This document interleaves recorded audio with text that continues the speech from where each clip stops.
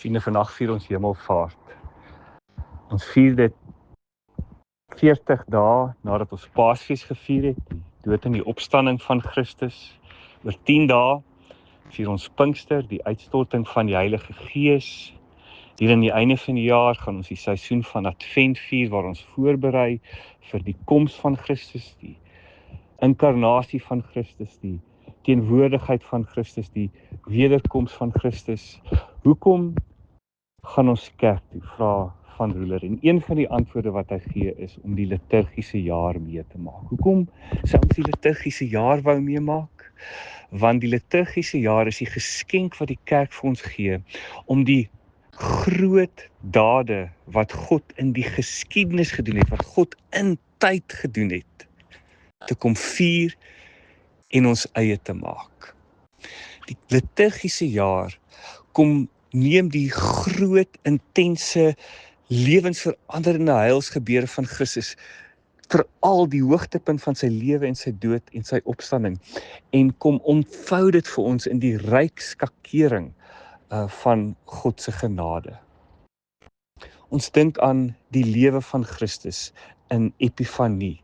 Ons vier die dood en die opstanding van Christus in Paastyd. Ons vier die hemelvaart van Christus vandag. Ons vier die uitstorting van die Heilige Gees.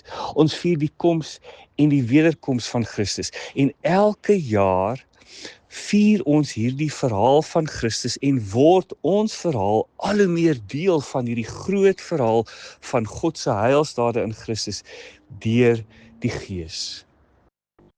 Daar is soveel verhale wat ons lewens wil vorm.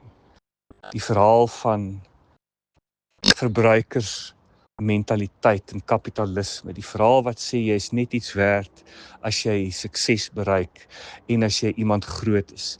'n Verhaal wat sê dat jy nie goed genoeg is nie. 'n Verhaal wat sê dat jy jou plek in die lewe moet vol staan, dat jy eintlik so 'n bietjie jou man moet staan vir jou om 'n plek in hierdie lewe te hê. Maar die groot verhaal van Christus kom sê iets totaal anders. Die verhaal van Christus kom sê, jy vind jou lewe deur jou lewe weg te gee. Die verhaal van Christus kom sê, jy vind jou lewe en die sin van jou lewe nie in jouself nie, maar aan die een aan wie jy behoort.